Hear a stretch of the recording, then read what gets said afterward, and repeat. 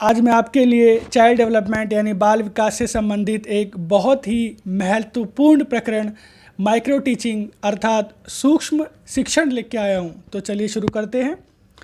सूक्ष्म शिक्षण की परिभाषा। सूक्ष्मदर्शी यंत्र में जिस प्रकार सूक्ष्म से सूक्ष्म जीवाणुओं को देखकर उसका अध्ययन किया जाता है, इसी तरह सूक्ष्म शिक्षण के माध्यम से शिक्षण कौशल की सूक्ष्मतम इकाई का प्रभाव देखा और परखा जाता है।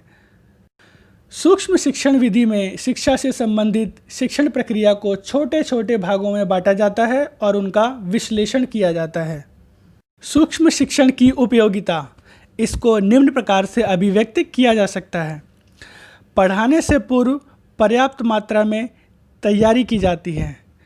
कक्षा का वातावरण उपयुक्त हो, इसका ध्यान रखा जाता है।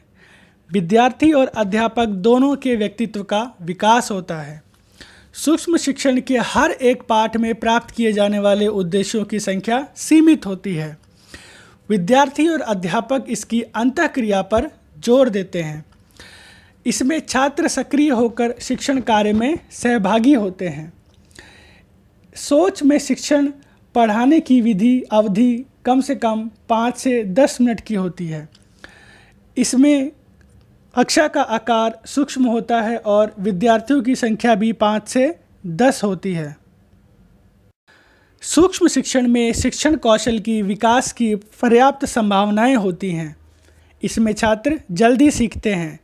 इसमें अध्यापक कम से कम अलग अलग शिक्षण बिंदुओं और शिक्षण कौशलों को अलग अलग विधि से बनाने में सफल होते हैं। सूक्ष्म शिक्षण पठन कार्य और मूल्यांकन साथ साथ चलता है। इस विधि का प्रयोग शिक्षण प्रशिक्षण और दिन प्रतिदिन के शिक्षण में समान रूप से किया जा सकता है। यह अपेक्षित अवलोकन के लिए मापन योग्य और नियंत्रण योग्य शिक्षण कौशल के विकास का अवसर देता है।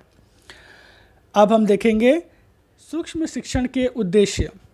विद्यार्थियों की सक्रियता और सहभागिता प्राप्त करना, पाठ्य वस्तु को सौहार्दपूर्ण वातावरण में प्रस्तुत करना, अध्यापक को पाठ की पूर्व तैयारी में प्रवृत्त रखना, विभिन्न शिक्षण कौशलों का अभ्यास करना, पाठ के लिए उपयुक्त विधियों को चुनना और उसका प्रयोग करना, अध्यापक को अपने शिक्षण के बारे में स्व मूल्यांकन के अवसर प्रदान करना, छात्रों को अपनी रुचियां और अभिवृत्तियों को विकास के अवसर देना, विद्यार्थियों के आंतरिक और बाह्य पक्षों को गतिशील रखना।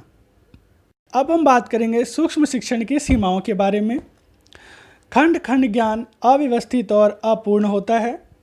खंडशः अर्जित कुशलता में दक्ष होना बहुत ही मुश्किल है। यह मनोविज्ञान के समग्रता के सिद्धांत के विपरीत है। शिक्षा का प्रमुख उद्देश्य छात्रों के व्यवहार में परिवर्तन लाना है। सूक्ष्म शिक्षण के जड़ साधनों और जीवन से भरे छात्रों में संतुलन लेके आना बहुत ही मुश्किल है। वीडियो को देखने के लिए धन्यवाद। आशा आपको ये पसंद आई होगी। प्लीज़ इसे लाइक, सब्सक्राइब और शेयर अवश्य करें। धन्यवाद।